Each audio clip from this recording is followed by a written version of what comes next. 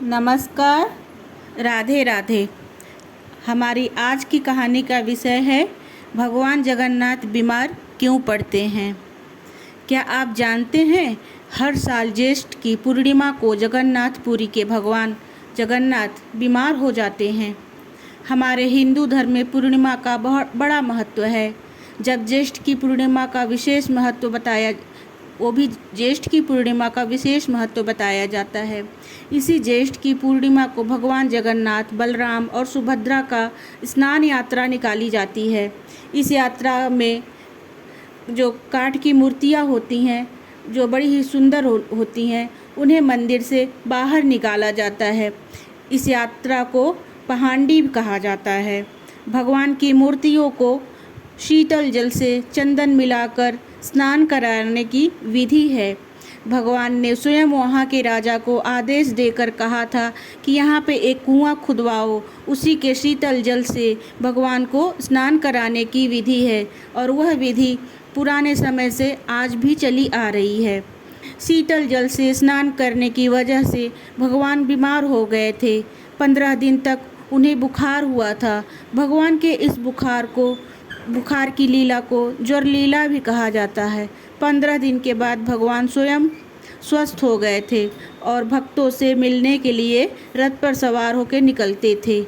इस यात्रा को हम रथ यात्रा कहते हैं। परंतु भगवान हर साल बीमार क्यों होते हैं, इसके पीछे की क्या कथा है, आइए हम आगे आपको सुनाते हैं। कथा इस प्रकार है। जगन्नाथपुरी में भगवान के एक भक्त माधव दास जी अकेले रहते थे। वे सारा समय भगवान का भजन और पूजा पाठ में व्यतीत करते थे। भगवान के मंदिर जाते, दर्शन करते, भजन सुनाते, इस प्रकार उनका सारा समय व्यतीत हो जाता था। वे भगवान को अपना सखा मानते थे और उनके साथ खेलते थे, नाचते थे, गाते थे। लोग देख के उनको हंसते थे, लेकिन उन्हें कोई फ़र्क नहीं पड़ता था। उन्हें सिर्फ भगवान दिखाई देते थे। इस प्रकार से उनका समय व्यतीत होता था। एक बार की बात है, माधव दास जी बीमार पड़ गए। उनकी अवस्था खराब होने लगी। वे इतने बीमार हो गए कि उठ भी न पाते थे। वे बिस्तर पे ही मलमूत्र त्यागने लगे। उनके कपड़े गंदे रहने लगे और उनकी अवस्था दिन पर दिन खराब होती गई। भगवान से ये सब देखा न गया। वे स्वयं ही माधव दास के घर रूप बदलकर उनकी सेवा करने चले गए। भगवान माधव दास के मलमूत्र साफ करते, उनके मैले वस्त्र धोते, उनके शरीर को साफ करते, भोजन बनाते, खिलाते और उनके जूठे बर्तन को भी साफ करते। धीरे धीरे माधव दास जी ठीक होने लगे। जब माधव दास जी की चेतना जागी तो वे भगवान को पहचान लिए। बातों बातों में माधव जी ने एक बार भगवान से प्रश्न कर ही लिया कि अगर आप चाहते तो हमें पल भर में ठीक कर सकते थे, लेकिन आपने ऐसा नहीं किया। इसका क्या कारण हो सकता है प्रभु? मेरे मन में यह प्रश्न जाग रहा है। माधव दास को परेशान देखकर भगवान बोले, तुम मेरे भक्त हो, तुम्हारी रक्षा करना मेरा धर्म है, लेकिन जो तुम्हारा पूर्व जन्म के कर्म फल है उन्हें तो तुम्हें ही भोगना पड़ेगा। अगर इस जन्म में मैं तुम्हें ठीक कर देता हूँ तो तुम्हें दोबारा जन्म लेना पड़ेगा और फिर इस भोग को भोगना पड़ेगा। मैं नहीं चाहता कि मेरे भक्त को इस पीड़ा को हर जन्म में भुगतना पड़े, इसलिए मैं तुम्हारी सेवा करता था, लेकिन कर्म फल तो सभी को भोगना पड़ेगा। तुम्हारा 15 दिन का कर्म फल अभी बाकी है। ये जो कष्ट है तुम्हारा अभी बाकी है।